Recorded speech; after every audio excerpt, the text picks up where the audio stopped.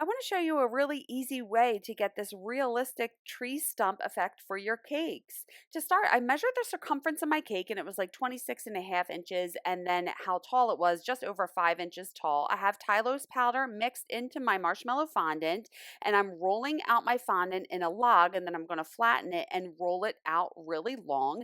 Take my measuring tape and make sure that it is long and tall enough, and you can see how thick it is. And I have this bark impression mat. I got it on Amazon. It's awesome. It's linked in my link tree, and I press it down and I make sure that I'm pushing all of the impression into this fondant, and then I just continue it all the way down the length of the fondant, making sure that I really press this down into it. Then I'm cutting a straight edge on the bottom. I take that 5 1/4 mark and I'm putting that 5 1/4 mark at the bottom of the fondant, and then taking my pizza cutter at the top of the ruler and making a little dotted line, and then I'm connecting the dotted line to make sure that I cut this tall enough. Now I got my cake out of the refrigerator. It's iced in American buttercream, and that icing is cold and hard, so I'm not going to mess it up. I have some piping gel. I'm brushing piping gel all along the outer edge of the cake, and then I thin it out with a little bit of water.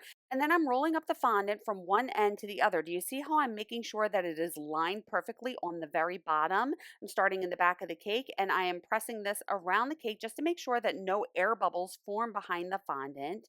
And then where it meets in the back, I get a ruler and an X-Acto knife, and I cut through both of the fondant pieces, and then I remove the one in the back, and then I can press the seam together. And now I have fondant rolled out pretty thin. This is a 7-inch cake. I have an 8-inch cake pan facing up, and I'm tracing this 8-inch pan. Once you ice the cake, it's a little bigger than when you baked it. That's why I like to use one size bigger for the cake pan.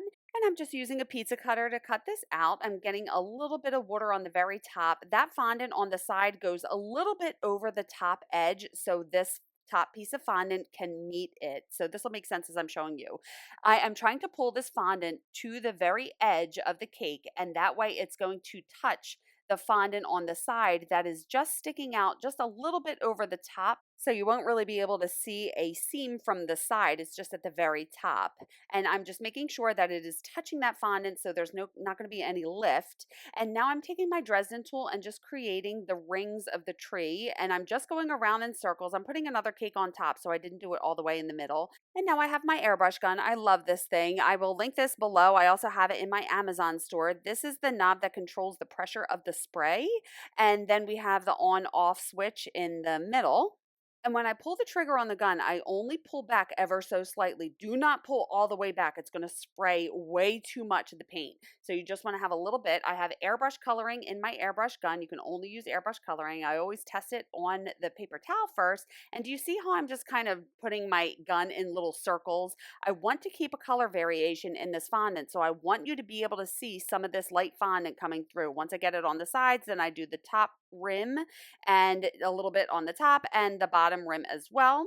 And I'm going to put that back in the fridge for about an hour, and then I'm going to continue. So now I have some brown airbrush coloring and a little bit of black just to deepen it, and I'm mixing it together in this cup and then pouring it into the airbrush gun, and again testing it on the paper towel and then deepening this again. I want to make sure that you could still see some of the light, and you want some medium, and you want some dark brown showing through. So it's better to do airbrushing in a couple different layers rather than do it all at once. I feel like it just looks so much better. And then I'm getting into these cracks with a little bit of brown so they really stand out. And I'm just spraying a little bit more on the very top, and then I'm going to take a wet paper towel and carefully wipe the board because some of the airbrush coloring gets on the cake board. And here is the tree stump. How cool is this? I do this technique a lot. It's a really easy way to get a realistic tree stump effect on your cakes.